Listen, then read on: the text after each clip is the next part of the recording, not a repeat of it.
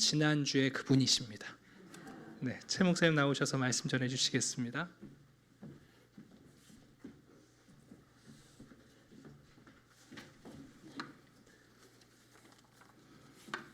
여전히 높아요.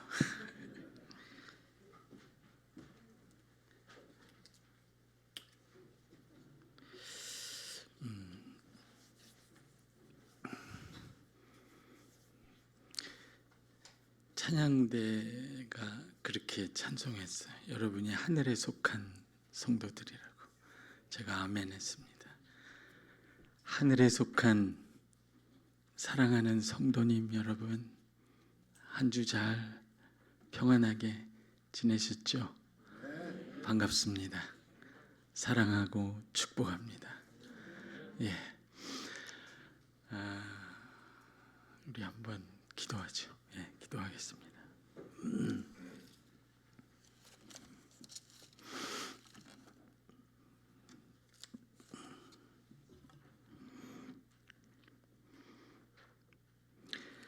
살아계신 하나님, 이 나그네 같은 세상을 지나갈 때 그 큰 사랑으로, 은혜로, 지혜로, 섭리로 붙들어 주시고 인도해 주심을 감사합니다. 한 주간도 고단하고 힘겨운 시간이었지만 하나님께서 새 힘을 주시고 위로하시고 붙들어 주셔서 이렇게 하나님 앞에 나오게 하심을 감사합니다.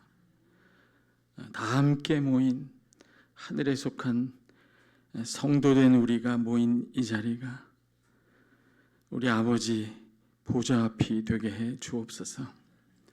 그 보좌 앞에 흐르는 생명수의 강가가 되게 하여 주옵소서. 그 보좌에 앉으셔서 이 땅에서도 우리를 인도하시는 우리 목자 주 예수 그리스도께서 우리의 눈물을 닦아주시는 복된 자리가 되게 해 주옵소서. 성령 하나님, 각 사람을 위로하시고 격려하시고 살려주시고 병든 것을 고쳐주시고 연약한 것을 강건하게 새롭게 해 주옵소서. 하나님에 대하여 높아졌거나 멀어진 마음을 가까이 하게 하시고 낮추어 주옵소서. 하나님을 더욱 사랑하게 하셔서 그 사랑으로 나 자신을 바로 사랑하고 가정과 교회와 일터와 세상을 사랑하게 하옵소서. 하나님, 우리를 불쌍히 여기시고 오늘도 성령 하나님, 하나님의 말로도 할 수 없는 사랑 안에서 참된 것을 가르쳐 주옵소서. 진리로 자유하게 하시고 거룩하게 하여 주옵소서. 능력을 부어 주옵소서. 감사하며 예수님의 이름으로 기도합니다. 네. 제가 오래전에 TV를 이렇게 보다가 저한테 굉장히 새로웠어요. 그 아나운서가 9시 뉴스인가쯤 됐는데 뭐 새로운 매체가 생겼다. 그래서 www.kbs.or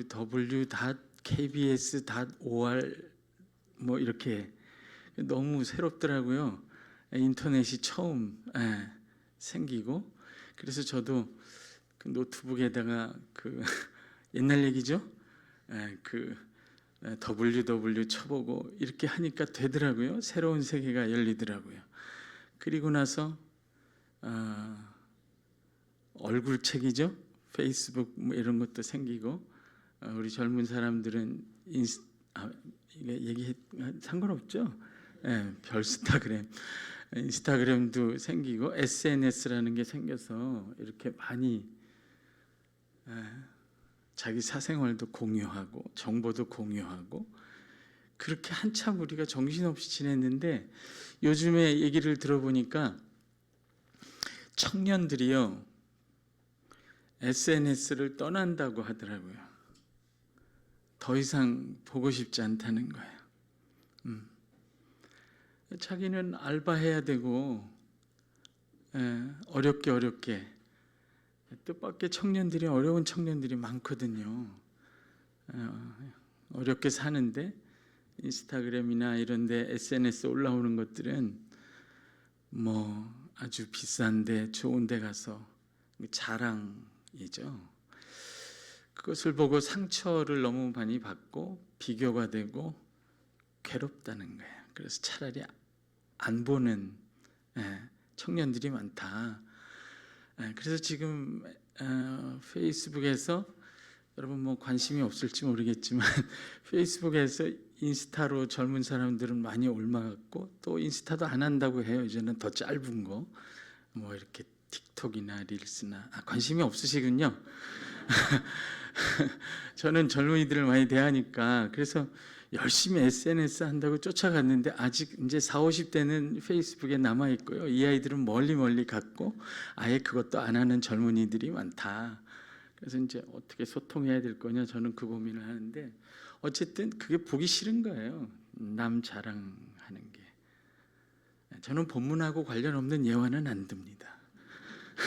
9절에 보시면 낮은 형제는 자기의 높음을 자랑하라. 저는 하나님 말씀을 읽을 때마다 너무 정확하고 정말 진리라고 진리임이 확증되는 걸 얼마든지 경험해요. 하나님의 말씀은 정말 성령의 감동으로 계시의 말씀이고 우리 같은 죄인들과 이 세상을 꿰뚫어 보는 엑스레이 뭐 MRI로 찍어내는 것 같아. 그거보다 더 정확하게 들추어내는 말씀이다 생각해요. 지금 제가 예화를 든 것을 계속 이어가자면 SNS 같은 데 자랑하지 말라. 함부로 입을 열어서 자랑하지 말라. 이거 죽기보다도 힘든 거잖아요. 오죽하면 돈을 내고 하겠어요, 그거를. 못하니까 이걸 견딜 수 없으니까. 그런 말도 있어요. 옛날에 어느 중세 때 수도사가 겸손의 경지에 이르고 싶어서 한 40일을 독방에 들어가서 금식하고 기도하고 딱 나와서 수도사들, 형제 수도사들 앞에서 드디어 나는 겸손을 완성한 자라고 이야기하는 순간 망했다는 이야기가 있을 만큼 어려운 거예요. 제가 만일 설교를 여러분 자랑하지 마십시오라고 하면 우려증이 걸리시잖아요. 이게 답답하고 괴롭고. 근데 말씀이 그렇게 안 돼 있어요. 너희는 자랑하지 말라 이렇게 안 돼 있고 자랑하라 이렇게 돼 있어요. 참 하나님 말씀은 기가 막혀요.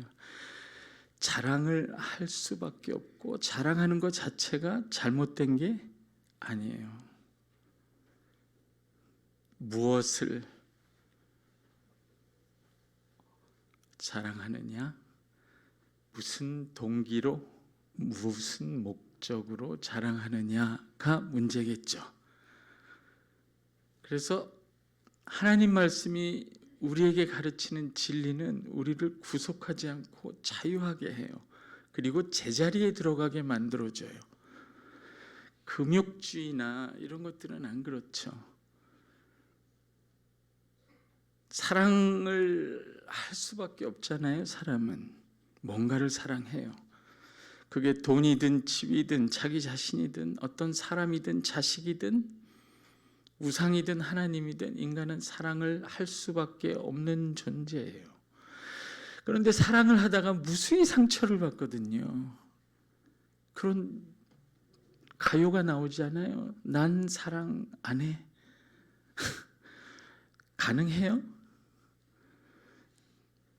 여러분은 가요도 안 들으시고 SNS도 안 보시고 성경과 기도와 봉사 난 사랑 안 해. 거짓말하지 마세요. 인간은 사랑하지 않을 수 없는 존재예요. 욕망이 자주 우리를 실족하게 하기 때문에 아무것도 욕망하지 마라. 희노애락 기뻐하고 분내고 사랑하고 즐거워하는 일이 좋지만 우리를 실족하게 하기 때문에 희노애락을 다 버려라. 불교에서 그렇게 가르치기도 하죠. 그렇게 해서 이 문제를 극복하면 전부 돌덩이가 되셔야 돼요. 여기는 교회예요. 기독교는 그렇게 가르치지 않습니다. 저는 여기서 하나님의 자비와 긍휼, 지혜를 배워요. 인간은요, 사랑 없이 살 수 없는 존재고요. 자랑하지 않을 수 없어요. 자랑할 욕구가 없다면 하나님을 어떻게 찬송하겠어요, 우리가? 이건 영광에 관련된 문제거든요. 누구에게 어떤 영광을 돌려야 가장 행복한가? 내가 무슨 자랑을 해야 가장 마음이 기쁘고 자랑하는 나도 상대방도 상처받지 않고 더 기뻐지는가의 문제죠. 자랑을 해서 문제가 아니라 자랑을 정말 잘 못해서 문제가 되는 거예요. 충분히 자랑할 만한 것을 찾지 못했기 때문에 문제가 생기는 거예요.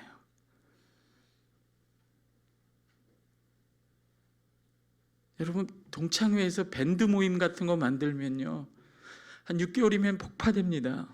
없어지든지. 왜냐하면 그냥 우리끼리 얘기만 하면 좋은데 자식 얘기를 누가 딱 시작하면 이게 연쇄적으로 그때 이제 한두 명씩 빠지죠. 남편 자랑하고 거기에다가 이렇게 하면 빠져요. 그러면 어떻게 해요? 이제 다시는 내가 내 입에서 내 새끼 자랑을 안 하리라. 죽기 전에는 불가능하세요. 그게. 하세요. 할 수밖에 없어요. 하라고 안 해도. 근데 이게 이 자랑을 제자리에 놓는 것이 문제예요. 따라오시죠?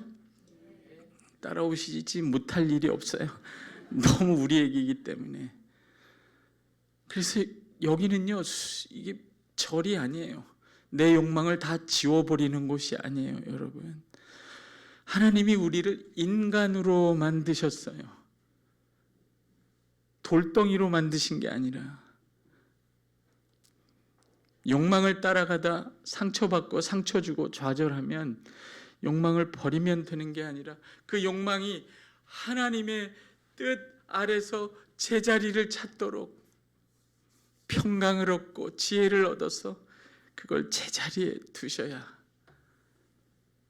우리가 온전해집니다. 사랑하는 마음, 왠지 이게 아멘 하는 뜻인데요. 여러분이 잘 안 하기 때문에 기계가 소리치는 거예요. 욕망도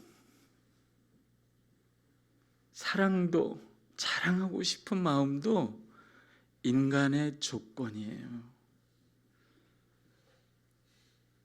그걸 지워서 해결될 수 있는 문제가 아니에요. 지운 척하지도 마세요.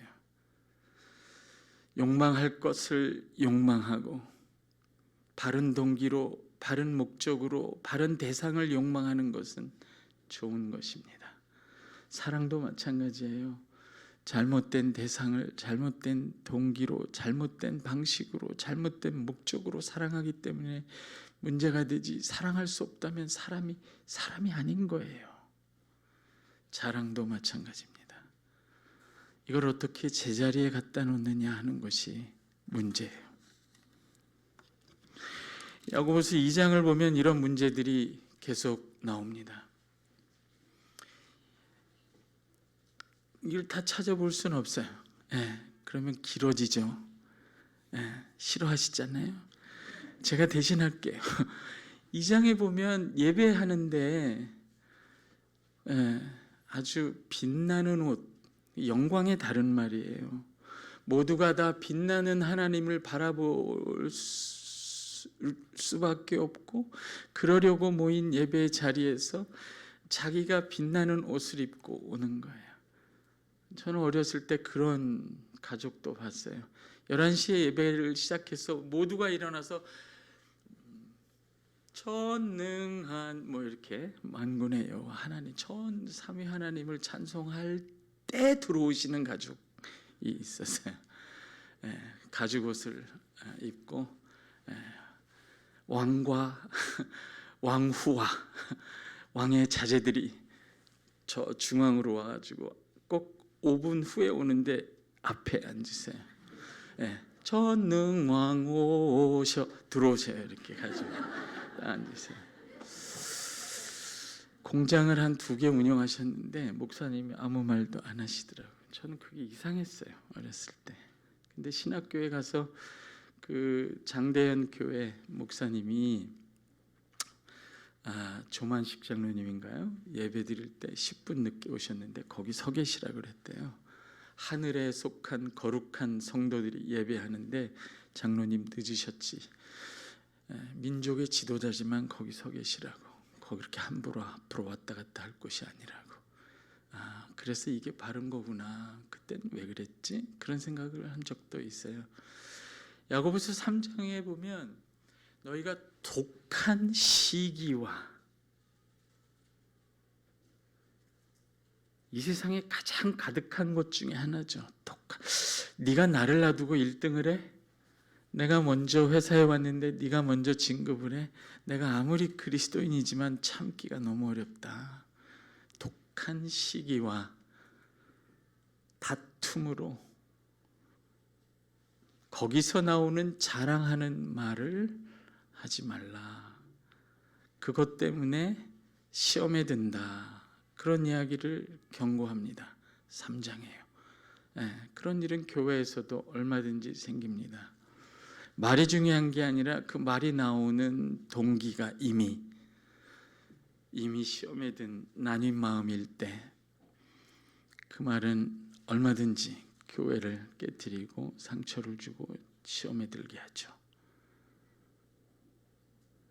야고보서 4장에 보면 또 자랑에 대한 이야기를 하는데 우등생은 찾고 계시잖아요. 나머지는 더 괜찮으신 분들인 거예요. 잘 들으세요. 4장에 보면 사업가인데, 예수 믿는 사업가인데 계획이 굉장히 많은 거예요. 내가 어느 도시에 가서 1년을 요하여 사업을 이렇게 해서 이렇게 하리라. 계획이 많고 그걸 할 수 있다고, 능히 자기 뜻대로 다 이룰 수 있다고 자랑하는 말을 한다는 거예요. 주의 뜻이면이라고 말하지만 사실은 고려하지 않는 이런 자랑의 말들이 사실은 시험을 불러오는 거죠. 왜 지난 70년대 이후부터 한국 교회들이 떠오를까요? 제 머릿속엔.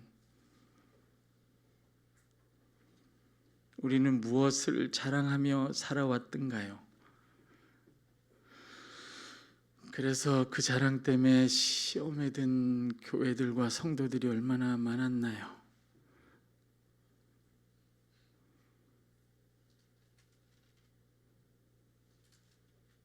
한번 보세요. 3절에 이 얘기를 하지 않을 수 없는 이유가 있고, 이것을 우리가 잘 정리하고 분명히 방향을 정하고 이 다음 시대를 넘어가지 않으면 우리는 이 앞세대의 슬픔과 아픔과 지금 우리가 닥친 곤란과 어려움을 반복하게 될 거예요.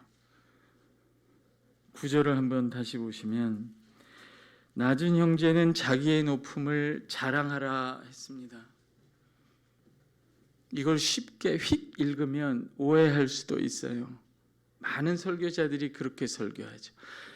여러분 가난하고 낮으십니까? 예수 믿으시고 부자가 되시고 높아지십시오. 그런 복을 받으시기를 축복합니다. 와, 여러분 지혜로우세요. 안 따라오시네요. 안 속으셨어요. 그렇게 돼 있지 않죠. 그렇게 돼 있다면 제가 이 본문을 고르지 않았을 거예요. 다시 보세요. 낮은 형제는 예수 믿어 높아져서 그 높아진 것을 간증하고 자랑하라, 이렇게 되어 있지 않습니다. 낮은 형제가 높아지기 전에 예수 믿으면, 이거는 한번 따라해 주세요. 저 오해하시면 안 되니까 한번 따라합니다. 괜찮죠? 예수 믿으면 어쩔 수 없이 불가피하게 복을 받는다. 예, 못 피해요. 예, 이렇게 성경 말씀 열심히 배우고 기도하고 치매 확률이 떨어집니다. 잘 안 죽으세요. 예, 여러분 중에 알코올 중독자로 이 판교역에서 추운 겨울에 얼어 죽을 분이 어디 계세요? 담배를 너무 많이 펴서 폐암으로 돌아가실 분도 굉장히 적으세요. 통계적으로도 가정이나 직장을 지키고 온전히 끝까지 붙들고 갈 확률이 훨씬 높으세요. 이건 통계로 나와 있어요. 이거 정말 때려치나 저 부장 더 이상 못 견디겠다. 나 내일 나 입에 예배만 보고 월요일 날 나 때려칠 거야. 근데 월요일 날 목사님이 나오셔서 용서하라. 하필 그 주제가 인내하라. 이래 한 주만 더 참자. 이러다가 전무되고 이렇게 하는 거예요. 저분 대단하다. 저걸 참네. 이렇게 이놈의 가정 더 이상 그때 내가 사랑한다고 괜히 그거를 속아가지고 여기까지 내 때려친다 내가 다시는 이 인간. 그러고 와서 주일날 왔는데 또 목사님이 그날 주일 따라 원수를 사랑하라. 원수 같은 너도 주께서 용서하지 않았느냐. 그래 또 안 할 수가 없잖아요. 그렇게 해서 살다 보면 또 그 인간도 불쌍해지고 정말 긍휼이 가득한 그런 눈으로 바라보는 날도 오게 되고 자녀들은 든든히 서가고 남들이 보면 엄청나게 인격자인 줄 알지만 승리하는 날이 오는 거죠. 이렇게 예화를 들면 제가 이렇게 그러니까 예수 믿으면 이건 저를 오해하지 않고 저도 복을 좋아하는 사람이에요. 예수 믿고 잘 되지 않기 진짜 어려워요. 몸부림쳐 보세요. 되나? 잘 안 돼요. 정말 잘 될 수밖에 없어요. 예수 그리스도의 복음이 들어간 나라, 성경, 하나님의 말씀, 빛이시고 생명이신 말씀, 어린아이, 여자, 노예, 그들을 하나님의 형상이라고 선포한 그 진리를 알려준 빛이신 말씀이 들어가는 민족마다 나라마다 깨이고 부흥하고 발전하지 않은 나라가 없어요. 문제는 그 다음이에요. 그 다음이에요. 그러니까 이 본문은 낮은 형제가 예수 잘 믿어서 높아져서 그 높아진 거를 간증하고 자랑하라. 70년대 우리 한국교회가 이거를 했죠. 그래서 예수 믿고 나는 가난하고 낮은데 아무리 믿어도 부자가 되고 높아지지 않으면 시험에 들어요. 당신 믿음이 잘못된 거야. 이렇게 말하고 들었어요. 그것 때문에 상처받으신 분들이 여기 많으실 수 있어요. 그러면 예수 믿고 가난했는데 낮은데 예수 믿고 부자가 되고 높아지면 다 끝나냐? 그렇지 않고요. 그런 그리스도인 예수 믿고 굉장히 낮았는데 예수 믿고 나서 높아진 성공한 목회자 그런 교회는 다 평안했느냐? 그렇지 않아요. 시험 든 교회들이 많아요. 예수 믿고 성공해서 목회 성공해서 시험 든 목사님들이 얼마나 많게요. 그게 지금 우리예요. 예수 믿으면 하나님을 알면 애굽에서 10가지 기적을 일으켜서 정말 열방들이 이름만 들어도 두려워 떠는 전능한 하나님을 모신 일단의 노예들이 이 하나님을 등에 업고 나타났을 때 열방들이 떨었어요. 그들이 하나님 믿고 가나안 땅 젖과 꿀이 흐르는 땅을 차지했습니다. 그들이 거기서 잘 살았어요. 하나님의 뜻을 행하고 그 열국 앞에서 하나님의 나라가 무엇인지 세상이 무엇인지 하나님이 누구며 그의 나라가 영원한 나라가 무엇인지 어떻게 사는 것이 의롭고 복되게 사는 건지 보여줬어요. 사명을 다했어요. No. 젖과 꿀이 흐르는 땅에서 우리도 저들과 같이 되게 하옵소서. 세상과 같이 되게 하옵소서. 그래서 망해서 쫓겨났습니다. 가난했던 노예들이, 지위가 없던 노예들이 전능한 하나님을 믿고 복받아서 망한 이야기가 구약의 이야기고 이스라엘 백성 이야기고, 그것이 지금 유럽에 있는 기독교의 이야기예요. 예수 믿으면 복 받아요. 복 받고 망해서 그렇죠. 그러지 않을 수도 있죠. 전 안 그런데요. 개인차가 있을 수도 있지만 역사가 그걸 보여줘요. 말을 바꾸면 예수 믿고 복 받고 사는 세상 자체가 얼마나 유혹이 많고 무서운 곳이냐 하는 뜻이에요. 그게 미국 교회고요. 지금 유럽의 교회들은 다 건물들이죠. 무슬림들이 들어가기도 하고 클럽이 되기도 하고 극장과 레스토랑이 되기도 했죠. 미국도 예수 믿고 복 받고 세계 제1의 국가가 되고 망해가는 중이고요. 한국도, 저희도 마찬가지예요. 예수 믿고 복 받았는데 시험 들고 정체돼 있어요. 내려막 길이에요. 어디로 갈 것이에요? 여러분, 여기서 어디로 갈 거예요?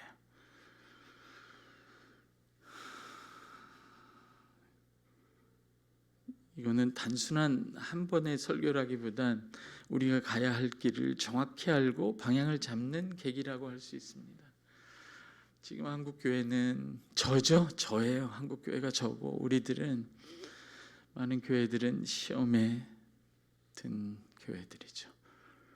예수 믿고 복 받고 그 복 속에서 시험에 들고요.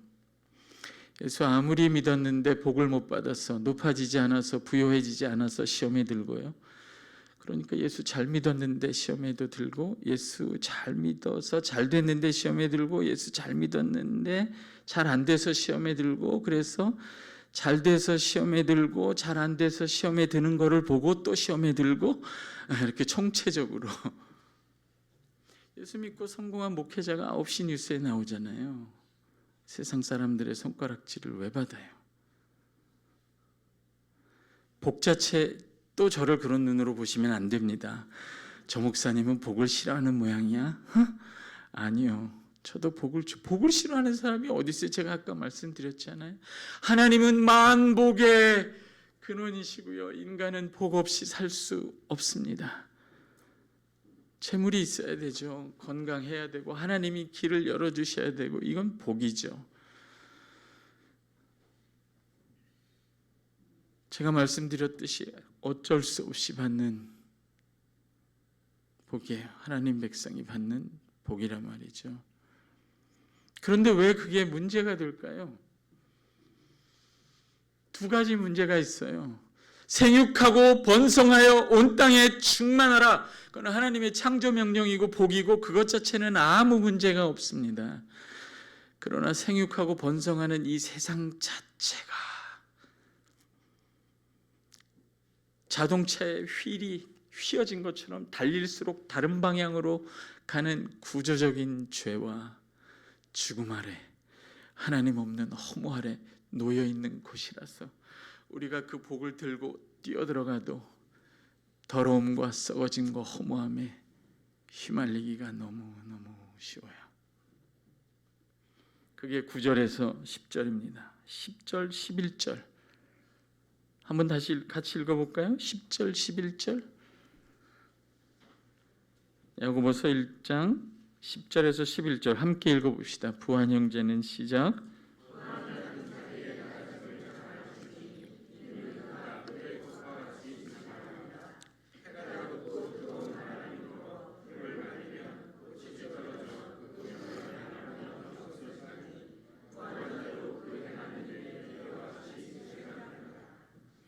푸른 마르고 꽃은 떨어지는 곳입니다. 이 세상은. 제가 가만히 생각해 봤는데요. 이게 좀 긴 얘기긴 한데 다 설명은 못 드리고요. 예수 믿으면 복을 받는 것은 너무 당연하고 우리가 잘 아는데, 그 복을 받는 세상이 정말 뭔지는 잘 모른 채로 복을 추구했던 것 같아요. 70년대 이후에. 세상이 그렇게 만만한 곳이 아니거든요. 하나님을 떠난 세상이에요. 죄와 죽음과 허무가, 그런 쓰나미가 항상 몰아치는 곳입니다. 죄는 더럽게 하는 것이죠. 그게 가득한 곳이에요. 코로나가 끝났지만 여러분, 마스크를 왜 썼어요? 코로나. 구약적으로 말하면 죄라는 건 오염이에요. 이 세상 자체가 하나님과 분리되어 있기 때문에, 거룩한 하나님과 분리되어 있기 때문에 오염이 일상일 수밖에 없는 것이에요. 물리적으로 오염이 되기 때문에 우리가 밖에 나갔다 들어와서 손을 씻죠. 도덕적으로 오염된 곳이에요. 제가 너무 세상을, 이 살기 좋은 세상을 비관적으로 말하는 것 같지만 이게 지혜예요. 성경이 세상을 이렇게 보라고 가르쳐 주고 있는 부분이에요. 좀 섭섭하고 냉정한 것 같아도 이렇게 보셔야 복이 됩니다. 복을 받았는데 복이 되지 않는 교회 인생이 얼마나 많아요. 우리의 앞선 신앙의 선배들이 시험에 그렇게 들고 세상에 지지 않고 지금 우리와 같이 이런 상황을 부딪히지 않은 건 그때 세상이 너무 어려웠기 때문에 그럴 수 있어요. 성경이 말한 세상은 죄 아래 있습니다. 더럽다는 건 도덕적으로 너무나 더러워지기 쉬운 곳이라는 뜻이고요. 세상이 거룩한 하나님으로부터 분리되어 있어서 죄 아래 있다는 것은 영적으로 더럽다는 것이에요. 영적으로 더럽다는 것은, 더러운 것 중에 가장 더러운 것은 코로나 바이러스도 더럽고 도덕적인 죄도 더러운데요, 가장 더러운 건 거짓말입니다. 그래서 이단이 가장 더러워요. 하나님이 없다 하는 거짓말. 이게 온 세상에 퍼져 있는 바이러스보다 더 무서운 오염입니다. 아멘 안 하셔도 돼요. 하나님은 있는데 하나님에겐 아들이 없다. 그런 종교도 있죠. 그것도 거짓말이죠. 성경을 보세요. 하나님에겐 아들이 있는데 이 세상에 오지 않았다. 그것도 거짓말이죠. 하나님의 아들이 이 세상에 왔는데 육체로 오신 건 아니라 내가 예수다. 이런 거짓말이 과천에도 있죠. 이단이. 이런 영적인 거짓말에 휘둘리면 더러워집니다. 영이 더러워지면 도덕적으로나 육체적으로나 말할 수 없게 더러워집니다. 세상은 그런 곳이에요. 여러분이 조금 섭섭해도 저는 냉정하게 진리를 말할 수밖에 없어요. 그래야 여러분이 복을 받아도 그 복이 이 세상에서 시험거리가 안 되지 않을 거예요. 아멘? 예. 이 세상은 죽음 아래 있습니다. 풀은 마르고 꽃은 떨어집니다. 50대 되면 누가 좀 쓸 돈이 있는가, 이렇게 그게 복이라고 하죠. 뭐 어디 붙어 있더라고요. 60대 되면 또 그렇죠? 아침에 일어나면 밥 차려주는 사람이 있으면 되는 거고, 80대는 90대 뭐라 그러죠? 눈 뜨면 감사하다 그랬나요? 푸른 마르고 꽃은 떨어져요. 생명의 주, 창조주 하나님과 분리된 세상에는 썩어짐의 종로로 타는 곳일 수밖에 없어요. 죽음의 고통, 두려움, 거기에 시달리는, 그것에 갇혀 있는 곳이에요. 그래서 복이 되지 않을 수 있는 여지가 많이 생기는 거죠. 영원하신 하나님과 분리되어 있는 곳이 세상입니다. 허무합니다. 허무해요. 그래서요, 여러분, 복을 많이 받아도 그 복으로는 죄와 죽음과 허무를 어쩔 수 없는 이 세상에서 그 세상을 이기며 살기는 어렵습니다. 잘 따라오시죠? 따라오는 것 같은 표정을 하는 것은 아니죠. 그러니까 쉽게 말하면요, 돈이 없을 땐 좀 싸게 죄를 짓고요, 예수 믿고 복 받아서 돈을 많이 벌면 좀 비싸게 돈 들이고 죄를 짓습니다. 그 차이 아니겠어요? 본질이 달라지지 않는다면. 좀 큰 규모로 좀 돈을 많이 들여서 좀 큰 규모의 죄를 지을 뿐이죠. 세상이 죄와 죽음 아래 있기 때문에 우리가 받은 복이 되지 않는 시험에 드는 복 자체는 문제가 없지만 그런 경우가 생긴다는 거고, 두 번째는 우리 자신이 너무 연약해요. 세상과 똑같이 죄와 죽음과 허무에 붙들려 있는 그런 본성이 남아있기 때문에 복을 받아도 그 복이 되지 않을 확률이 높아져요. 시험에 들 확률이. 따라오시죠. 제가 미국에서 잠시 목회를 했었는데 우리 교회 집사님은 어떤 집사님인데 집사님이 알코올 중독은 좀 그랬다, 그렇죠? 뭐 어쨌든 건강이 좀 안 좋으셔서 간을 새롭게 이식을 받으셨는데, 이식을 받고 나니까 너무 몸이 갑자기 막 살아나잖아요. 그래서 또 반짝하는 순간에 자기가 새 사람이 된 줄 알고 옛 습관을 대로 살다가 다시 아주 더 나빠진 신뢰를 제가 보기도 했는데, 우리 자신이 여전히 연약하기 때문에 우리가 받은 복이 되지 않는 경우가 많이 생깁니다. 그걸 잘 못 깨닫죠. 이것이 정말 하나님의 은혜이고 하나님의 뜻에 따라 주어진 선물이라는 걸 잊게 되는 수가 많죠. 그거는 꼭 우리만이 아니라 일반 사회에서도 그렇게 비평하는 것을 제가 들어본 적이 있어요. 마이클 샌들이라는 분이 학자인데 하버드의 교수였던 것 같은데, 그죠? 공정이라는 착각이라는 책을 썼죠. 나는 공정한 경쟁을 통해서 여기까지 온 거야. 나는 반칙한 적도 없고, 나는 내 실력으로 밤새 노력해서 하나님이 도우셨지만 공정한 룰을 따라서 여기까지 올라온 거야 라는 자긍심인데, 사실은 그게 착각이라고 그 학자가 얘기했어요. 공정한 것 같지만 그런 부모 밑에서 태어난 것이고, 그렇게 공정한 룰을 따라서 거기까지 올라갈 수 있는 안정된 사회에서 태어난 것이고, 누군가가 그런 안정된 사회를 뒷받침하기 위해서 희생한 사람들이, 조상들이, 피를 흘린 사람들이 있다는 거죠. 그것을 기억하지 못한다면, 그분 표현으로, 그 학자 표현으로는 네가 공정한 룰을 통해서 거기까지 올라간 것 자체도 그분 표현을 이해하면 운이었다는 걸 잊지 마라. 마치 로마서를 해석하는 것 같아요. 그러니까 하나님의 은혜고 이웃의 덕분이라는 거예요. 그렇게 하면 시험에 들 일도 줄어들고 그 사회가 얼마나 따뜻해질 가능성이 있겠어요. 얼마나 안타까우면 그 학자는 그런 책을 썼을까요?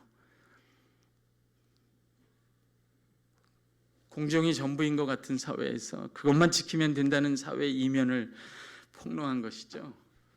사회는, 세상은 그렇게 공정하지 않습니다. 사실은 우리 자신도 대개 아까 말씀드린 이 두 가지 요소 때문에 그래요.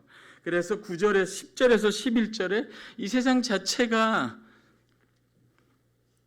운전대가 휘어진 차처럼 아무리 엑셀을 밟아도 다른 방향으로 가는 곳에서 있기 때문에 우리가 받은 복이 되지 않을 가능성이 많다고 얘기하는 것이고, 그 다음 부분은 우리 자신이 얼마나, 그러니까 이걸 모르면 어리석은 거겠죠. 세상이 무엇인지도 모르고 하나님 이 세상에서 나에게 부를 주시고 높은 자리를 주세요 라고 말하는 것은 어리석을 수 있다는 거죠. 지혜롭지 않을 수 있다는 거죠. 따라오세요.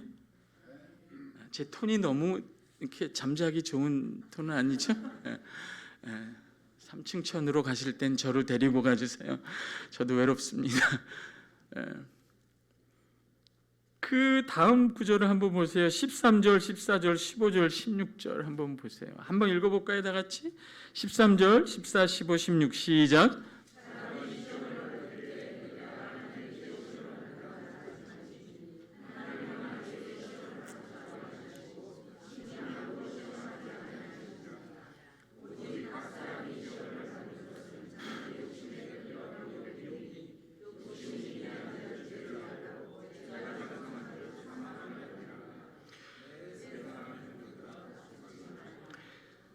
복을 받는 건 전혀 문제가 없어요.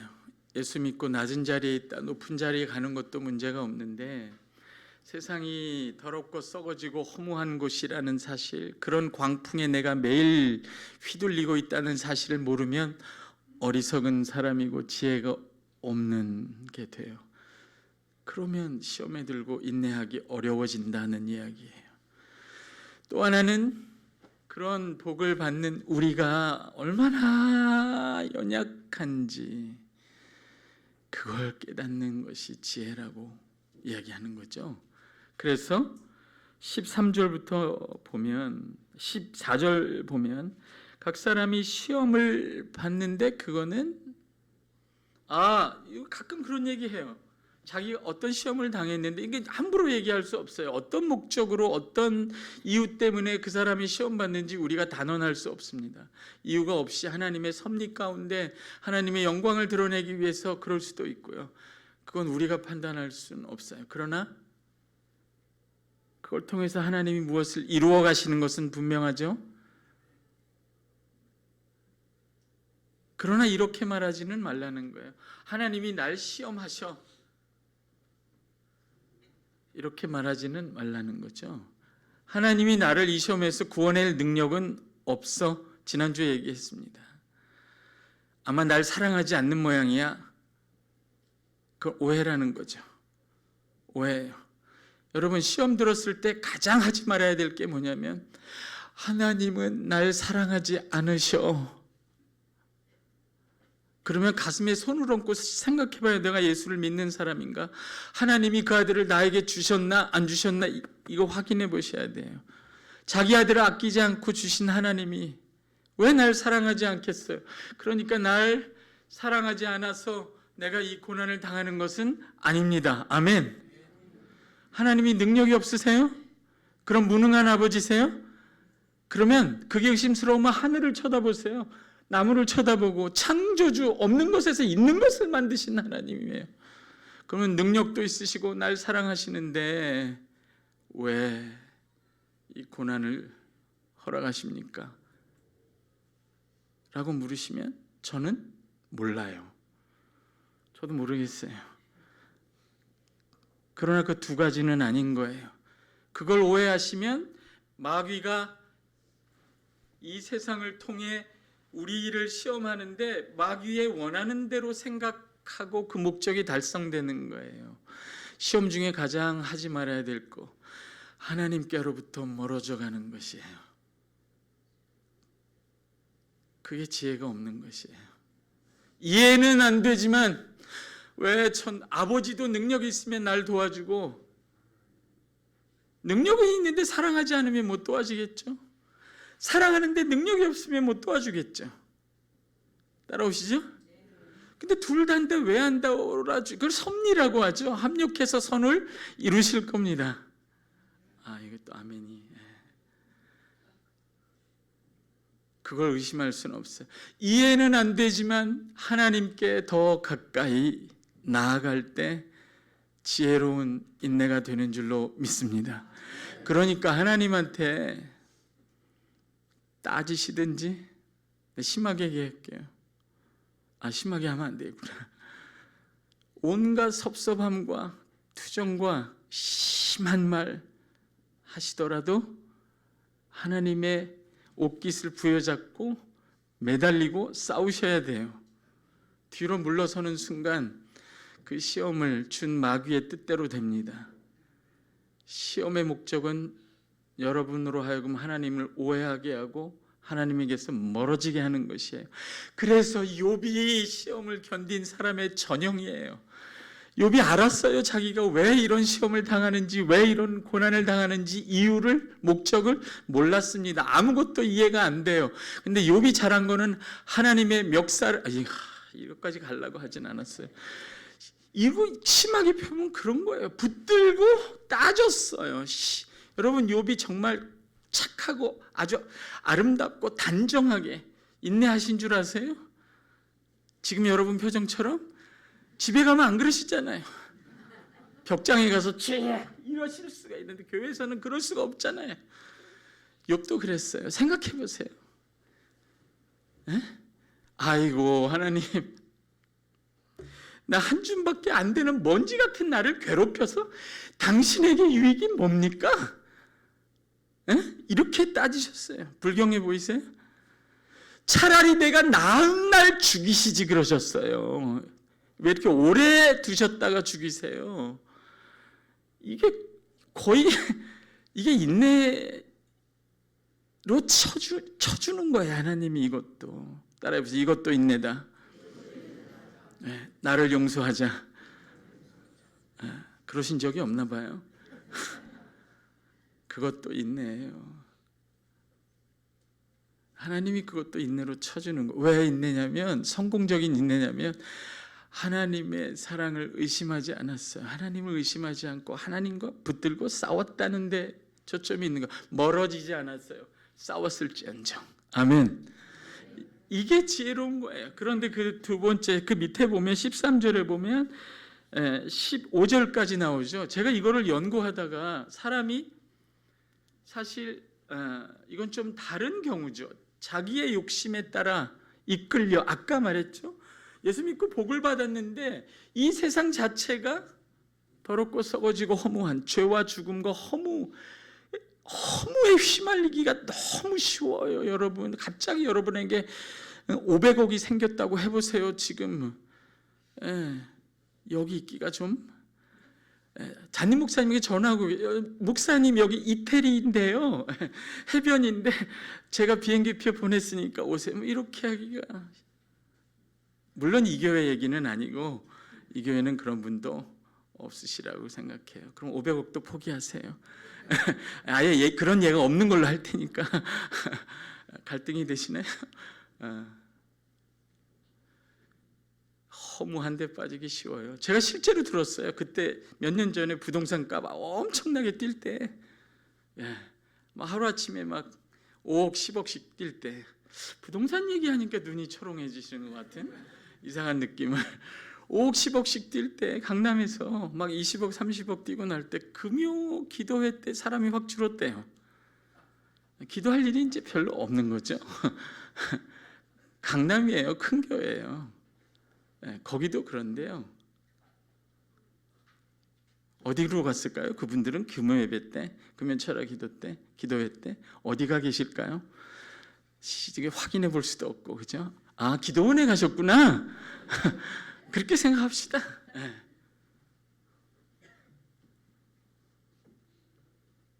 쉽지 않아요, 여러분. 왜냐하면 큰 파도에 휩쓸리는 것처럼 세상은 거친 파도거든요. 그리고 그걸 저항할 만한 우리 자신, 저항해야 하는 나도 너무나 연약한 존재라서 쉽게 더러워지고 썩어짐의 종노릇하고 허무한 일에 빠져드는 연약한 자입니다. 쉽게 욕심에 끌리고 미혹되고, 그죠? 죄를 낳고 그걸 방치해서 장성할 때까지 두고 끝내 사망을 낳게 되죠. 제가 이걸 책을 쓰느라고 연구를 했는데요. 사람이요, 세상에서 욕심을 이렇게 잉태해서요, 그 다음에 사망을 낳는다고 하잖아요. 이게 어떤 신앙적인 사망이기도 하고 사회적인 사망이기도 하고, 어떤 살았지만 죽은 거죠. 아무런 힘을 못 쓰는 그리스도인으로서, 사람으로서 그런 사망의 상태에 이르기까지 제가 연구해 보니까 무려 6단계나 있더라고요. 그래서 제가 하나하나 주석을 하고 이거 연구를 하다가, 와, 이거 단계가 되게 길다. 뒤집어 말하면 사람이 욕심이 확 올라와서 진짜 사망에 이를 때까지 되게 오래 걸리네. 잘 안 죽네. 사람이 욕심이 잉태해서 진짜 사망에 이를 때까지, 모두가 아는 그런 신앙적, 사회적 사망에 이를 때까지 되게 오래 걸리는구나. 욕심이 잉태해서 사망하기도 쉽지 않네. 은혜다. 무려 여러분이 욕심을 잉태해서 사망에 이르기까지 매우 오래 걸려서 쉽게 죽지 않습니다. 많은 단계가 있어요. 처음에 욕심에 끌립니다. 살짝 끌려요. 이거 아무렇지도 않은 거지 뭐, 이렇게 끌려요. 6단계요. 끌려요. 그 다음에 미혹된다는 건요, 자기가 바른 길을 잘 가다가 길을 약간 틀어서 다른 길로 가기 시작했다는 거예요. 한 발자국을. 미혹한다는 거죠. 끌려서 자기 길을 가다 갑자기 이렇게 끌리는 거예요. 제가 신학생들한테 가끔 그런 얘기를 해요. 교회에서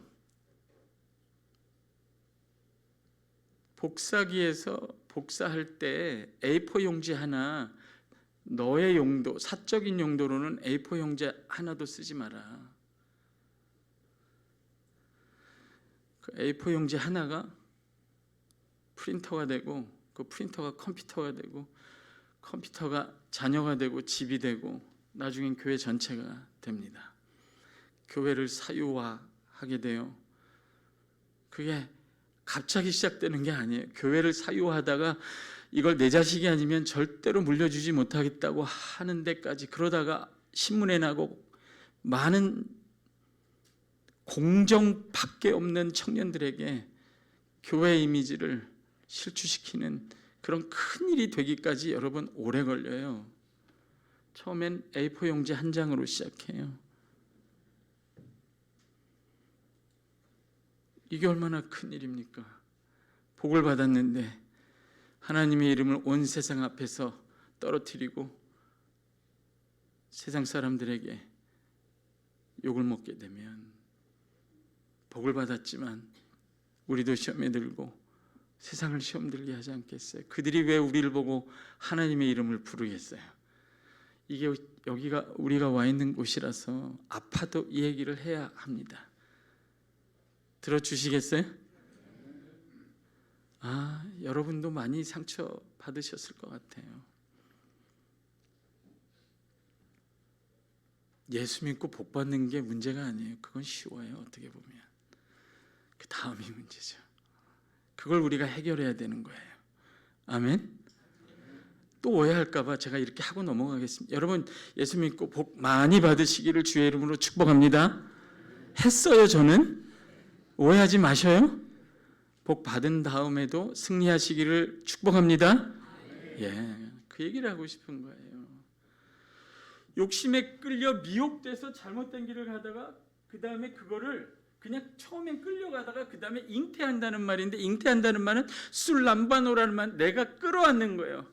처음엔 나를 미혹하는 것이 나를 끌어안았는데 저항하고 끌려가다가 이제는 내가 그걸 끌어안아 버리는 거예요. 왜? 좋으니까. 그러면 죄를 낳는다고 해요. 여기서 낳는다는 말은 틱토라는 말인데, 도토리가 똑 떨어지는 것처럼 작은 거예요. 작은 거지만 선을 넘어간 거죠. 그렇게 됩니다. 여러분, 지금 3단계잖아요. 첫 단계에서도 돌아올 수 있잖아요. 저는 이걸 보고 정말 하나님이 은혜로우시다고 생각했어요. 언제든 돌아올 수 있어요. 지혜만 있다면 돌이킬 수 있어요. 끌렸을 때 돌이킬 수 있어요. 미혹됐을 때 돌이킬 수 있고요. 심지어 죄를 낳을 때에도 돌이킬 수 있어요. 회개하면 되잖아요. 근데 그걸 장성하도록 방치합니다. 왜요? 어리석으니까. 방치해요. 그걸 막아 세울 지혜가 없는 거예요. 괜찮겠지. 어차피 예수 믿고 천국은 가는 거잖아. 거기다 또 예정론까지 배우면 더해요. 난 예정돼 있으니까 별일 없을 거야. 그게 자유로 악을 가리는 거예요. 본인은 구원받을 수 있어요. 수많은 사람들과 교회와 세상과 하나님의 이름이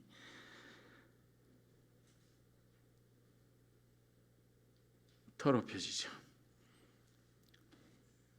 죄를 낳고 그걸 여러분, 사람이, 저는 안 해봤지만 봤어요. 옆에서 아이를 잉태하면 얼마나 걸리나요? 10개월이에요. 네. 오래 걸려요. 꽤. 그 장성하는 기간이 다 지나야 그 다음에 사망이 낫는다 할 때, 이 낫는다는 마지막의 말은 아포쿠에라는 말인데 쑥 나와서 돌이킬 수 없는 경우예요. 네. 사망을 낳느니라. 그러니까 단계가 굉장히 길어요. 벌써 설교를 5번을 들으세요. 중간에 욕심이 잉태하여 사망에 이르기 전까지 목사님이 설교를 5번 하셔야 돼요. 그걸 다 들어야 되는 거예요. 이 이미지가 꼭, 저는 이걸 읽으면 낚시 이미지하고 비슷해요. 그죠? 물고기가 이렇게 물속에서 가다가 이렇게 그냥 가면 되잖아요. 근데 거기 미끼가 있는, 떡밥이, 지렁이가 있는 거예요. 아니, 물려고 한 게 아니에요. 그냥 가서 본 거예요. 움직이니까 끌려서 가득히 끌려. 내가 뭘 잘못해서 그냥 본 건데, 본 것도 죄예요? 끌려가서 이렇게 냄새를 맡아본 거죠. 뭘 했어요, 제가? 그 움직이니까 입으로 톡톡 쳐본 거잖아요. 제가 먹으려고 한 게 아니에요. 톡톡 쳐본 거라고. 톡톡 쳤는데 미혹된, 걸린 거죠. 그래서 그때부터는 내가 가고 싶지 않은 방향으로 끌려가게 되죠. 근데 그렇게 끌려가다가요, 계속 끌려가잖아요. 물고기, 여러분 낚시해 보셨어요? 그러니까 SNS도 안 하시고 아까 뭐였지? 뭐 하시는 게 너무 경건해 하셔가지고 낚시도 해보세요. 자연을 즐기시고 하나님의 창조 세계를. 이 물고기가 딱 채서 이렇게, 이게 딱 채가, 전 낚시를 중학교 2학년 때 삼촌 따라다니면서 했는데 새벽 4시가 되면 가슴이 벌렁벌렁 너무 막 흥분이 돼가지고 찌가 막 물속에서 너무 신기한 거예요. 너무 그런가? 근데 낚시를 제가 딱 이 짧은 거 한 1m 50짜리 낚싯대를 딱 했는데 이게 걸린 거예요. 실제로. 여러분, 놓친 고기는 다 월척이에요. 왜냐하면 증명할 길이 없기 때문에. 제가 생각할 때 한 40cm가 넘었을 것 같아요. 중학교 1학년 때. 근데 놓쳤기 때문에 증명할 방법은 없어요. 제 느낌에 40cm가 넘었을 것 같아요. 그 어린아이가 짧은 낚싯대로 딱 잡았는데 힘이 세더라고. 믿어주세요. 그 막 끌어당기는데 막 그게 막 너무 세게 막 돌아다니는 거예요. 근데 이게 무슨 미혹돼서 끌린다. 이게 지금 처음에는 끌려다녀. 원치 않는데도 계속 죄를 져야 되는 거예요. 한 번 말을 들어주니까, 한 번 부정한 일을 하게 되면 청탁이 오면 또 해야 되는 거예요. 그 다음부터는 자기가 원치 않는 쪽으로 가게 됩니다. 근데 죄를 낳는다고 할 땐 의지적 동의가 필요해요. 내가 하는 거기 때문에. 끌려가는 것까지는 타이잖아요. 근데 여러분, 이거 뭐 놀이공원에 가서 이거 이렇게 롤러코스터 타보셨죠? 처음에 뭐 내려줘, 멈춰 이러다 그때 좀 지나면 와 이렇게 재밌잖아요. 제가 너무 리얼하게 하나? 그런 생각이 들더라고요. 물고기도 이렇게 처음에 탁 채서 지가 원치 않는 곳으로 가다가요, 끌려가면 그것도 재밌어요. 짐으로 안 가고 휙 가잖아요. 물속을. 안 해보셔가지고 설명할 길이 없네요. 그 죄를 잉태하는 거예요. 내가 끌어안는 거예요. 근데 이 물고기가 그때 제가 딱 낚았는데 너무 놀라운 일이 일어났어요. 제가 지금도 그게 그래서 제가 놓친 곡인데 마지막 힘을 다해서 꺼냈는데, 목사님, 이게 진짜 너무 경건한 물고기. 입을 띄고 이 입술을 뜯고 달아났어요. 산상수훈을 실천한 물고기. 내 기억에 네가 범죄하고는 오른손을 자르라. 이거 어떻게 예수님 말씀을 들었는지 이 물고기가 이거를 입을 띄워놓고 달았어요. 지 몸은 구원받았잖아요. 진짜 만나보고 싶어, 그 물고기. 경건한 물고기. 오늘 노트에 적어주세요. 경건한 물고기가 되자. 이거 돌이킬 기회가 있는데, 그래서 저는 우리가 다 대동소이하다고 봐요. 다 욕심이 잉태하여 죄도 낳고 끌려가는 사람인데, 하나님이 자비로우셔서 그 죄가 자라서 사망이 되지 않게 간섭하시는 거죠. 아멘. 근데 그게 사망으로 드러나는 경우는 너무 멀리 간 거예요. 아니면 애초에 생명을 받은 적이 없거나 드러나게 되는 거죠. 다 대동소이하지만 그렇게 될 때까지 하나님은 얼마나 많이 그를 붙드시고 성령은 얼마나 많이 탄식하시고 하나님의 이름은 얼마나 많이 더럽혀지셨고 하나님은 얼마나 안타까우셨을까. 하나님 죄송합니다, 성령님 미안합니다 하고 돌아오셔야 되죠. 나 하나 구원받는 문제가 아니에요. 하나님의 교회가 서느냐 무너지느냐 하는 문제고, 우리가 이 땅에서 사람들이 우리를 볼 때 우리가 짊어지고 있는 하나님의 이름이 거룩히 여김을 받으시느냐 안 받으시느냐의 문제예요. 예수님이 저와 여러분에게 가르친 첫 번째 기도, 주기도문의 첫 번째가 이거예요. 하늘에 계신 우리 아버지여, 이름이 거룩히 여김을 받으옵시며. 하나님의 이름이 어떻게 거룩히 여김을 받아요? 그 이름을 짊어진 우리가 우리를 더럽히면. 나 때문이 아니에요. 이런 거죠. 우리가 몸부림쳐야 되는 이유는 나 자신의 구원과 복 때문만은 아니에요.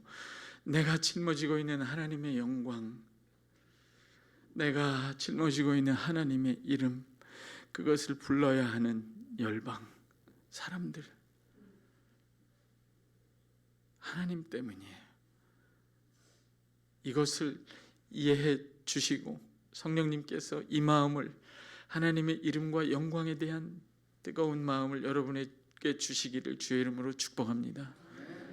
사망을 낳는다는 말이 얼마나 여러분 모순된 말입니까? 사망을 어떻게 낳아요? 낳는다라는 거는 생명을 낳는 거잖아요. 그렇죠? 근데 자기는 사망을 낳으면서도 생명을 낳는 줄로 알고 있는 거예요. 이렇게 하면 내가 살고 내 자식도 살겠지. 이렇게 하면 우리 교회가 영원히 든든히 서겠지. 자기 욕심을 관통하면서. 사실은 사망을 낳는데 본인은 생명을 낳는다고 생각하면서 사망을 낳는다면 그 사람은 뭐가 없는 사람이에요? 그거 봐요. 그러니까 시험을 당할 때 무엇부터 구하라고요? 지혜를 구하라. 따라 봅시다. 지혜를 구하라. 이래서 5절부터 지혜를 구하라고 얘기한 거예요. 16절 한번 다 같이 읽어봅시다. 내 사랑하는 자들아, 시작. 내 사랑하는 형제들아, 그게 무슨 말이에요? 하나님의 사랑을 받은 자들아, 그 사랑을 받고 경험하여 그 사랑으로 너희를 사랑하고 하나님을 사랑하고 교회를 사랑하고 내 이름을 사랑하는 자들아, 너희는 속지 말라. 왜 속아요? 왜 속아요? 지혜가 없으니까. 그래서 야고보서 3장은 위로부터 오는 지혜를 구하라고 얘기하잖아요. 이 지혜가 사실은 여러분 안에 이미 있습니다. 그건 다음 주 얘기고요. 그렇다고 여기서 끝나는 건 아니에요. 결론을 맺어야 되잖아요. 9절 다시 한번 읽어봅시다. 다시 한번 9절 읽습니다. 낮은 형제는, 그러면 자기에게, 여러분 이거 진짜 이제 하이라이트예요. 모든 게 하이라이트였지만 보세요. 낮은 자가 높아져서 그 높은 마음을 자랑하기 전에, 그것도 좋은 거지만 자랑하기 전에, 높아지기 전에, 예수 믿고 내가 부자가 돼서 혹은 직장에 합격돼서 승진해서 부자가 되어서 높아져서가 아니라, 그것도 복이지만 그 이전에 낮은 자인 나에게 이미 높음이 있다는 거죠. 따라해 봅시다. 낮은 나에게 있는 높음. 높아질 필요가 없다 이런 뜻이 아니에요. 주를 위하여 높아질 수 있으면 높아지는 것이고, 세상에서의 높고 낮음은 그냥 야구 경기에서 1루를 맡은지 2루를 맡았는지 포지션에 불과해요. 이미 내가 갖고 있는 나의 높음, 낮은 자인데도 내가 예수 믿는 자로서 갖고 있는 나의 높음, 이미 나에게 있는 높음 자체와 비교하면 세상에 있는 높음과 낮음은 아무것도 아니에요. 그것도 귀하고 그것도 쓸모가 있지만, 따라오십니까? 이게 오늘 찬양대가 설교한 하늘에 속한 성도의 영광입니다. 그걸 여러분이 가지셨어요. 따라해보세요. 나의 영광, 나의 높음. 이거를 잊지 않는 것이 지혜입니다. 낮은 나에게 높음이란 내가 세상에서 열심히 해서 얻는 것, 내가 예수 믿어서 복받아야 얻는 것이라고 나의 높음을 생각하는 게 아니라 낮은 나이지만 예수 믿는 나에게 이미 내게 있는 높음, 그것을 아는 것이 지혜란 말이에요. 이렇게 문제를 풀고 가면 우리가 이 세상 때문에, 우리 연약함 때문에 시험 들 일이 없다 그 말이에요. 한번 따라합니다. 낮은 나에게 있는 높음. 그러니까 17절을 보세요, 여러분. 높음이 뭐예요? 위에 있는 건 아니겠어요? 17절 다시 같이 읽어봅시다. 각양 좋은 시작.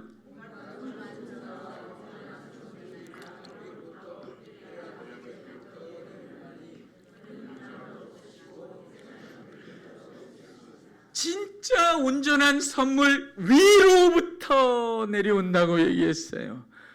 진짜 영광스럽고 영원한 생명 많이 들어보지 않았어요? 지난주인데 기억하냐고 묻진 않겠어요. 서로 상처받으니까 이전 것은 지나갔다고 합시다. 온전한 생명은, 영원한 생명은 위로부터 우리에게 주어지고 인내의 결과로 우리 안에 이루어지고 있고 하나님이 날마다 이루어가고 계시고 장차 인내의 끝에 하나님이 영원한 면류관을 주시듯이 우리에게 주시는 거죠. 주께로부터 주어진 거죠. 아멘. 그러니까 17절에 위로부터라는 이야기를 합니다. 온갖 좋은 것, 변하지 않는 것, 영원한 것이 위로부터 오나니. 근데 위로부터 올 뿐만 아니라 위로부터 오는 그 위 자체, 그 높음 자체가 이미 세상에서 여러분의 직업이 뭐든 성공하기 전이든 후이든 이미 그리스도인, 성도인 여러분 안에 주어져 있단 말이에요. 이걸 다른 말로 하면, 여러분 높음이 뭐예요? 우리가 제일 잘 알아듣는 말로 하면 성공이에요. 따라해보세요. 나는 이미 성공했다. 그런 걸 이렇게 덤덤한 표정으로 하세요? 밤새워서 하는 일인데 이미 이루어졌다는데? 따라해보세요. 나는 이미 성공했다. 이거보다 더 높은 높음이 어딨냐 말이에요. 낮은 자가 가진 높음이 뭡니까? 이제 이걸 마지막으로 물어보면 여러분이 드디어 기다리는 점심을 드실 수가 있습니다. 어떤 분에게는 이 높음보다 점심이 더 절박할 수도 있어요. 자기의 높음. 오해하지 마세요. 또 세상에서 높아지세요. 제가 축복했습니다. 틀림없이. 저를 나중에 갈 때 째려보지 마시고. 이미 그전에도 엄청나게 높아져 있어요. 여러분이 예수님을 누구라고 불러요? 따라해봐요. 주님. 주님이 뭐예요? 초기 교회 때 예수님이 십자가에서만 죽으신 게 아니라 부활하시고 승천하사 하나님 보좌 우편에 앉으셔서 주가 되셨습니다. 그분을 주라고 부르는데 그 주님이 여러분 안에 계세요. 예수 믿죠? 믿으면 받아들였다는 거잖아요. 받아들인 분, 여러분이 받아들인 예수 그리스도, 여러분이 연합하신 그 예수 그리스도가 주이세요. 하나님 보좌 우편에 앉아 계신. 아멘? 연합하셨어요. 그럼 여러분은 어디에 앉아 계세요? 그것도 그렇게 담담하게 얘기하셔요. 에베소서 2장 한번 보세요. 다 왔습니다, 여러분. 에베소서 2장 4절에서 10절까지 읽겠습니다. 이거야말로 복음입니다. 여러분, 이거야말로 복음이에요. 에베소서 2장 4절에서 10절까지 다 같이 한 목소리로 읽습니다. 시작.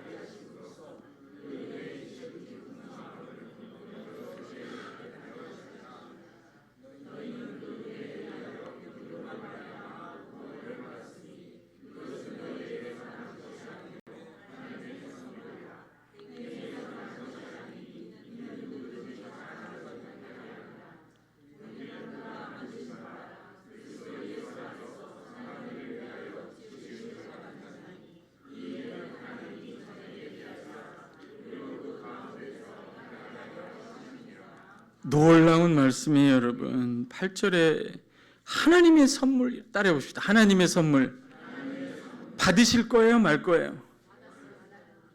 이미 받았어요. 이 뒤에 정답을 얘기하시네. 와, 여기는 앞서가네, 저보다. 받으실지 말지 결정 안 하셔도 이미 받으셨어요. 그래서 제가 어쩔 수 없이 복을 받는다 그러잖아요. 이미 받으셨어요. 근데 그게 자랑할 일이 없고 그걸 받았기 때문에 드디어 이 세상에서 높아지고 또 부해지지만 그거 자체가 목적이거나 전부인 것이 아닌 사람, 선한 일에 열심하는 하나님의 백성이 될 기회를 갖는 것이죠. 따라오세요. 근데 핵심은 6절입니다. 너무 놀라운 말씀이에요. 5절부터 보면 허물로 죽은 우리를 그리스도와 함께 살리셨고 또 함께 일으키사 이렇게 돼 있죠. 그리스도 예수 안에서 함께 하늘에 앉히시니. 그러니까 보세요. 우리가 예수를 믿잖아요. 저와 여러분이 믿는 예수님이 십자가에서 죽으셨어요. 우리 죄를 위하여. 아멘. 이것만 해도 엄청나게 놀라운 복음인데 따라해 보십시오. 예수를 알자. 힘써 알자.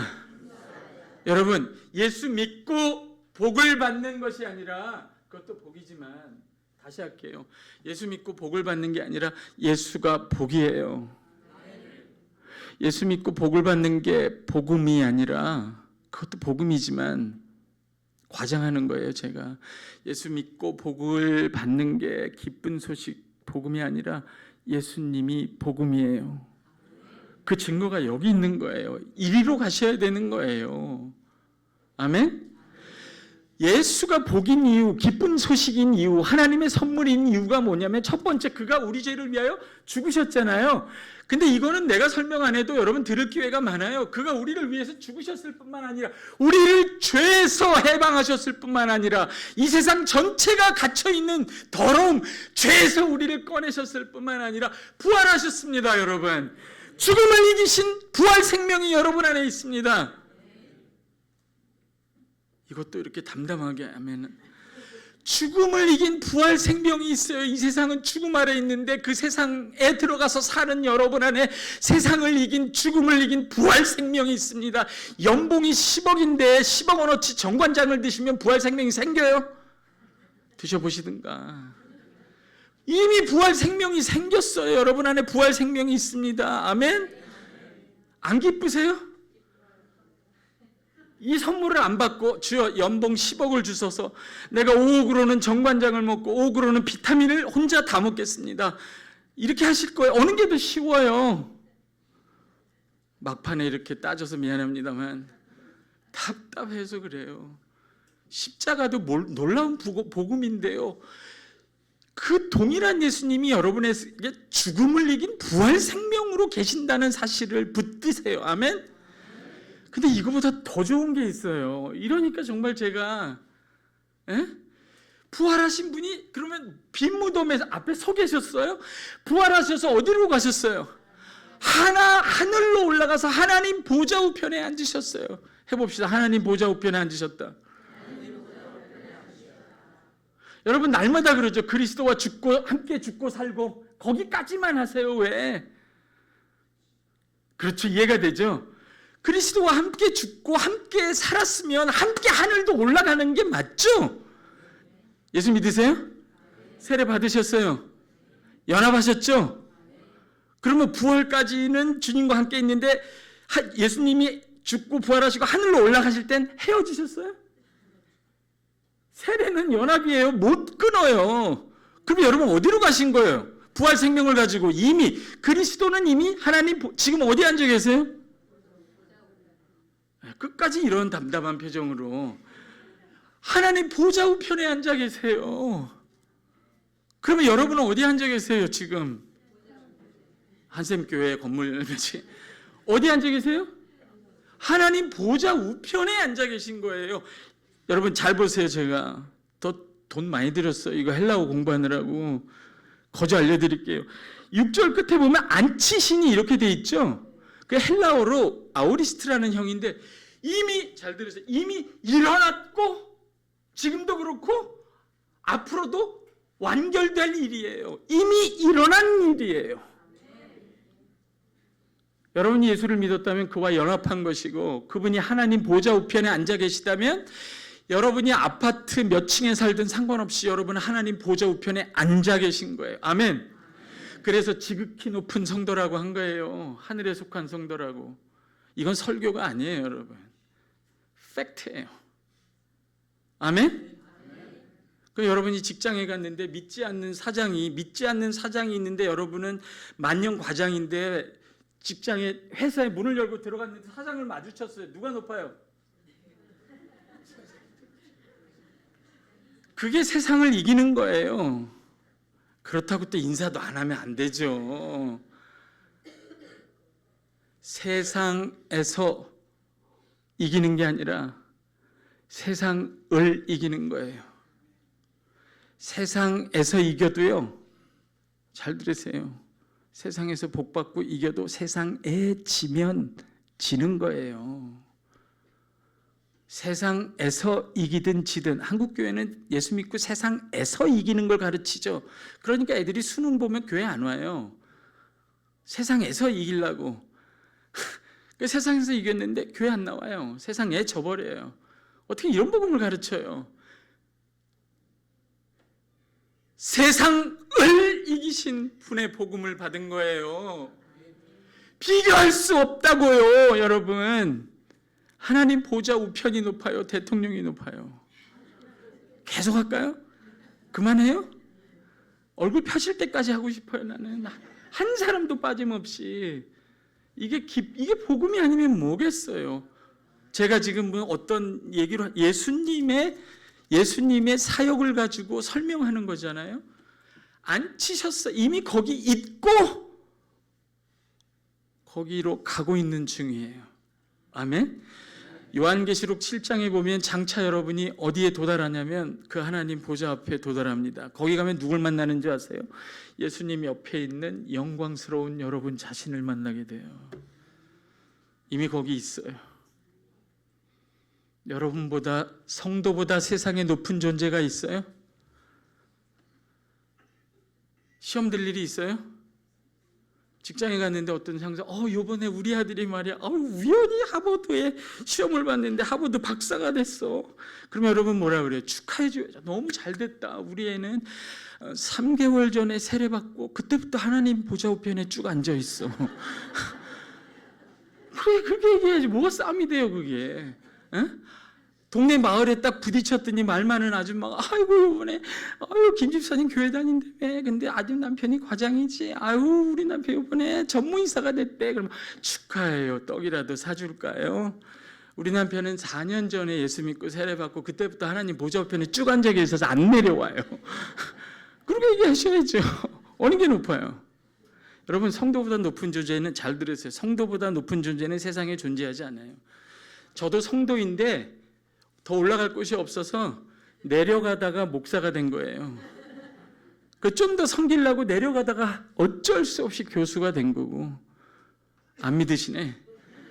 여러분은 어쩔 수 없이 권사님이 되신 거예요. 집사님이 되시고. 다 성도를 섬기라고 하는 거예요. 온 세상이 지극히 높으신 하나님의 성도를 위하여 존재하는 겁니다. 세상이 여러분이 누구라고 말하는 거에 속지 마세요. 거짓말을 듣지 마시고 진리가 여러분을 자유케 할 겁니다. 그러면 여러분 더 이상 올라갈 곳이 없잖아요. 따라해보세요. 나 확인하고 갈래. 나는 더 이상 올라갈 곳이 없는 사람이다. 내려가자. 싸울 일이 있어요, 없어요? 진짜 아는 것 같이 대답을 하시네. 이후로 제가 여러분 싸우는 걸 보면 소송을 걸든지 분명히 얘기했어요. 싸울 일이 없어요. 그래서 예수님이 이렇게 말씀하십니다. 수고하고 무거운 짐진 자들아 다 내게로 오라. 내가 너희를 쉬게 하리라. 쉬세요. 세상 사람들은 다투고 경쟁하고 올라가느라고 쉬지를 못해요. 올라가도 못 쉬어요. 못 올라가면 더 못 쉬어요. 여러분은 올라가나 마나 그냥 쉬는 거예요. 안식을 누리세요. 그게 예수 믿는 거예요. 근데 너무 안식을 누리다 보면 심심하기 때문에 내려가시는 거예요. 그래서 예수님이 내게로 와서 쉬어라 하신 다음에 그걸로 안 끝나는 거죠. 예? 너무 쉬면 허리가 아파요. 내게 와서 내 멍에를 메고 내게 배우라. 내려오라 그 말이에요. 온유함과 겸손함으로 사랑으로 섬기라 그 말이에요. 많이 내려가는 사람이 성공한 성도입니다. 우리의 싸움은 올라가는 싸움이 아니에요. 끝났어요 이미. 저 학교에서도 감투 준대요. 너무 싫어. 그걸 내가 왜 해요? 귀찮게. 지금 내려온 것도 힘든데, 목사로 내려온 것도 힘든데 뭘 또 무슨 학장, 무슨 원장을 뭘 내가 어떻게 해요? 힘들어서 여기까지만 내려가고 싶은 마음. 안 믿으시는구나. 그래서 비로소 섬김이 진실로 가능해져요. 여러분, 헌신하고 정말 사랑이 많고 신앙이 훌륭해서 헌신한 게 아니라, 섬기는 게 아니라 그거밖에 할 게 없어서 헌신하는 거예요. 올라갈 일이 없으니까 다른 게 할 게 없잖아요. 아멘?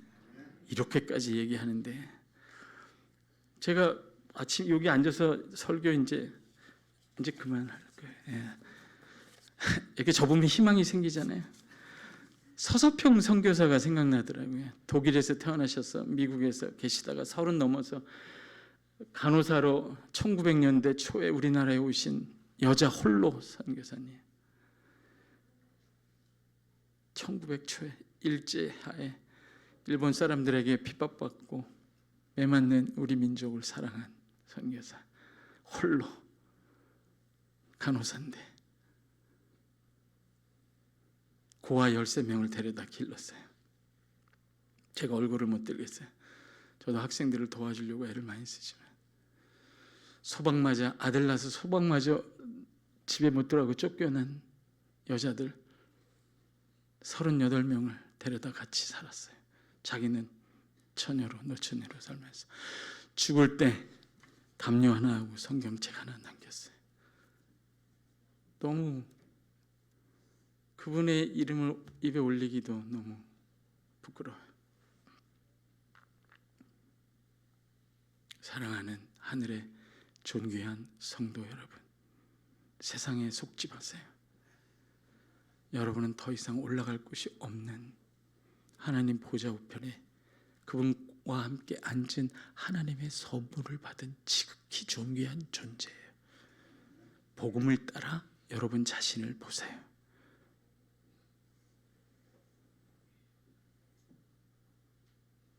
세상에서 이기든 지든 세상을 이긴 성도, 세상을 이긴 교회, 그런 교회가 필요합니다. 지금은요, 세상에서 성공한 교회 많이 봤어요. 세상에서 성공했는데 세상에 져버린 교회가 너무 많았어. 세상에서 이기든 지든 세상을 이긴 복된 하늘의 성도, 복된 하늘의 교회 되시기를 주의 이름으로 축복합니다. 기도하겠습니다. 살아계신 하나님, 예수 그리스도의 온전한 복음으로 자유하게 하시고 이 세상을 이기게 하시고 안식을, 평강을 누리게 하옵소서. 내가 내려가고 이웃을 섬길 너그러움과 여유를, 자유를 주옵소서. 감사함이 예수님의 이름으로 기도합니다.